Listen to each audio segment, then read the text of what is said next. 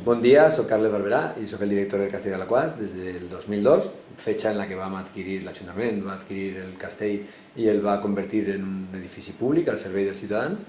i des d'aquella data estic més que res organitzant les tasques culturals que se programen en aquest edifici, coordinant el personal que s'hi treballa per tal de que el manteniment de l'edifici sigui el que correspon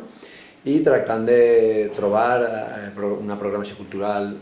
dins de les limitacions que en aquests temps estem patint, però, vamos, si coneu un poc la història del Castell de l'Aquàs, hem tingut una programació molt potent cultural els primers anys, en què la situació econòmica no era l'actual, i ara estem un poc limitant-nos a intentar buscar formes per a continuar programant i sobretot per a continuar mantenint l'edifici en bon estat. Hi va haver una amenaça d'enderrocament al segle passat, així? Això és. Al 1918, més o menys, concretament en 1918 és quan es va enderrocar una de les torres del castell, va haver, era el fin del feudalisme i és quan l'edifici va passar a mans de comerciants o administradors dels senyors antics, que el que volien l'edifici i aquesta meravella era per a intentar comerciar amb ella, ja no volien per a viure, era massa... el cost per a viure així era excessiu. El que volien era comerciar en la fusta, en els seus valors importants del castell. Començaren en les fustes de les bigues i demés per a comerciar amb elles i la torre es va veure danyada i va cair en cascots a les cases colindants i com a tal el que varen fer va ser un poc bueno, n'hi ha un article de quadres d'investigació que ho explica perfectament, però varen intentar mig enganyar a l'alcalde com a que s'anava a caure i acabaren enderrocant-la, no autoritzant-la, però sí que acabaren enderrocant la torre. Des d'aquest moment hi ha un moviment important del part de la cultura valenciana i també de l'Aquàs, però sobretot valenciana, perquè en aquells moments encara sí estava un poc parat, la Real Acadèmia Valenciana de Cultura, el diari de les províncies de l'època i alguns coneguts com la família dels Benlliure i demés van iniciar un moviment per tal de frenar l'espoli que estava sotmet a aquest castell i van aconseguir que el rei el declarara Monument Històric Artístic Nacional. Des d'aquell moment es va frenar qualsevol espoli i l'edifici almenys, a banda que des d'aquella data és Monument Històric Artístic, ja no ha patit tant les amenaces de la gent que volia comerciar amb ell. És quan va intervenir l'arquitecte Cortina? Això és. En aquest moment l'arquitecte Cortina visita el monument, fa tot un estudi, el primer estudi en profunditat que s'ha fet sobre l'edifici, publica un llibre, el Palau Castell de l'Aquàs, i en ell fins a l'última etapa en la que nosaltres hem fet uns estudis arqueològics i que hem aprofundit un poc més en la història de l'Aquàs, junt amb quadres d'investigació, que ha fet una tasca de recerca de documentació històrica de l'Aquàs molt important, tot junt, diguem que ara hem actualitzat aquesta informació que Cortina va començar en 1919. De refugi de la Guerra Civil no va haver així cap? Sí que, a veure, s'han escrit també alguns articles en quadres d'investigació, però jo no tinc tanta informació al respecte com per a dir-te. Sí que sé que n'hi havia uns túnels que eixien del castell, que molts diuen si eren, la rumorologia popular parla de si els túnels anaven a Picanya, de si eren túnels de comunicació entre pobles, però nosaltres creiem que no, que el que sí que hi havia és alguns túnels d'eixida, però que comunicaven en un refugi que n'hi havia si ben a prop d'en guerra. La resta, sobretot perquè en els treballs arqueològics on hem trobat l'eixida per al túnel està al costat de la porta i ningú es crea un castell en un túnel per a fugir de ninguna amenaça al costat de la porta, en tot cas en la part contrària. En este sí que possiblement fora un túnel per a unir amb aquest refugi de guerra que hi havia en aquest carrer, un carrer colindant. I arribem al segle XXI i va haver una expropiació. A qui se'l va expropiar, al castell? L'Ajuntament comença un poc més enrere, des dels primers ajuntaments democràtics, per arribar fins al moment de l'expropiació, perquè tota una història. En 1976, quan els primers ajuntaments democràtics arriben a l'Aquàs, Albert Taverner era el seu cap, que era l'alcalde, ja va iniciar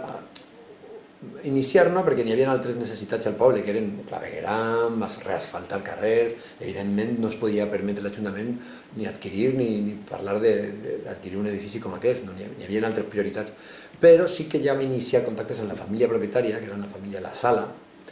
és una família de València, però que tenia Cassó com a residència d'estiu, i va iniciar alguns contactes per tal de col·laborar i tindre poder programar activitats culturals en ell i demás. La relació va ser cordial en un inici, fins que van trobar, la propietat va trobar un altre mode de finançament econòmic del monument amb la realització de bodes, convits de bodes, bautizos i comuniones, això és. I estem parlant ja dels 80-90, tota aquesta etapa, en la que ja es va tancar molt més l'ús del castell, ja no se'l deixaven per a tantes activitats, perquè al final, com a monument històric-artístic, hauria estar al públic. Tenien també prou hores, quasi tots els dies tancat el monument, contrari a la llei, perquè la llei el que obliga és a tindre un edifici d'aquestes característiques obert al públic, i al final, també hi havia, això ja ho conec menys perquè és una part molt més legal de l'Ajuntament, però no tenien permisos de llicència d'activitat per a fer així aquest tipus d'activitat, i alguna que altra cosa relacionada amb sanitat, perquè clar, al final estaves fent així convits, alguna coseta d'aquests permisos de sanitat per a demés. A banda d'alguns atacs al patrimoni, com assalçar un paviment del segle XVI d'un claustre de la galeria superior, desaparegué. La veritat és que tenim un 20%, un 30% almacenat en caixes, però la resta no sabem on està, en aquesta fase és on va desaparèixer. També col·locaren un toldo per intentar evitar que quan plou continuar fent bodes, foradant el tapial allà per on es paregué, n'hi havia un grafiti que el tenien perfectament, està perforat en alguns punts per a la sujeció d'aquest toldo, però tota una sèrie de situacions van portar a l'Ajuntament en 1999, en el govern de Jorge Alarte, que en aquell moment alcalde, i la seva regidora de Cultura, que era Elvira García, l'actual alcaldessa, a iniciar un procés de... Realment era una fundació, perquè van parlar amb la família, perquè era una fundació en la qual el membre més major de la família de la sala fora el president o presidenta, però que l'Ajuntament formara part d'aquesta fundació per tal de conjuntar les activitats privades d'ells amb les activitats públiques de l'Ajuntament. Al final allò tampoc va arribar a bon port, es va intentar la compra, però tampoc es va arribar a un acord econòmic, i l'Ajuntament al final acabà buscant una fórmula administrativa, que és una expropiació en temes urbanístics, que tampoc conec massa bé, perquè tot això ho porten els tècnics d'urbanisme i l'advocat de l'Ajuntament, perquè ja hi entra en una lluita legal que dura molts anys, però fins que en gener de 2002 el govern de la Generalitat Valenciana, nosaltres ja l'havíem aprovat així en l'Ajuntament de Alaquàs, nosaltres, el govern municipal, el ple la va aprovar, però necessitaves l'aprovació per part del govern valencià d'autoritzar i declarar l'urgent ocupació de l'edifici. Es va produir el 3 de gener del 2002 i des d'ahir l'Ajuntament el que va iniciar ràpidament és un procés veloç i urgent d'intentar adequar totes les sales possibles i obrir al públic quant abans millor aquest edifici que havia estat tancant durant tants anys a la ciutadania en general. Vam obrir el 28 de febrer d'aquest mateix any, 2002, i ahí està. Això és un poc l'etapa de recuperació. No sé si l'ha resumit massa ràpid o massa llarga, però... Quines qualitats artístiques té el castell? Qualitats artístiques, si me toca presumir de l'edifici i del monument en el que treballa, jo diria moltes. El seu conjunt, el propi castell, el seu conjunt arquitectònicament ja és una bellesa. No sols és... Dir monument històric artístic nacional és dir molt, és parlar d'un edifici que té moltes qualitats per a ser catalogat com a tal. També és bé d'interès cultural, però clar, evidentment el rang superior és monument històric artístic i a partir d'ahir tot el més ho té assignat quasi per defecte.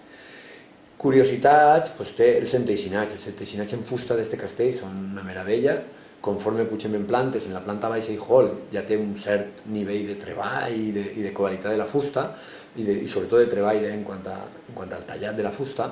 però en les plantes nobles d'aquest castell, la verdadera joia d'aquest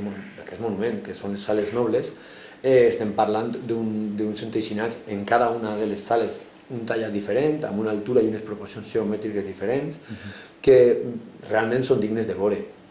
Són les originals? Sí, tot el centeixinat, tota la fusta del castell és l'original del monument, simplement ha estat, en aquesta rehabilitació última que hem fet, simplement ha estat eliminades capes de vernís i al final l'antiguitat que té la fusta, després de 500 anys, doncs ja te pots imaginar, però l'únic que hem fet és llevar-li tota aquesta capa i tornar-li a ficar un vernís incoloro i un tractament antisilòfagos, que són les termites, i un altre ignífug per a retrasar un poc en cas d'incendi que se prenguera foc. L'altra, se m'ha oblidat una qualitat molt important, que si no, a més, és la pavimentació ceràmica. La pavimentació ceràmica d'aquest que és Castell, el tècnic que va realment, la persona que realment ens va assessorar l'Ajuntament en tot aquest tema va ser Jaume Coll, que és el director del Museu de Ceràmica González Martí, allà en València. Ell és qui realment ha estat així assessorant-nos, perquè evidentment l'Ajuntament, tècnics per a cada una de les matèries d'això no tenim en plantilla. El que sí que ens va assessorar és com tractàvem la pavimentació ceràmica, com la restauràvem i com la conservàvem per al futur. I ens va catalogar la pavimentació ceràmica com única en l'estat espanyol, no per el seu valor artístic com a tal, però sí com la seva extensió, i és l'única que està col·locada d'aquestes dimensions encara des del segle XVI al seu lloc original.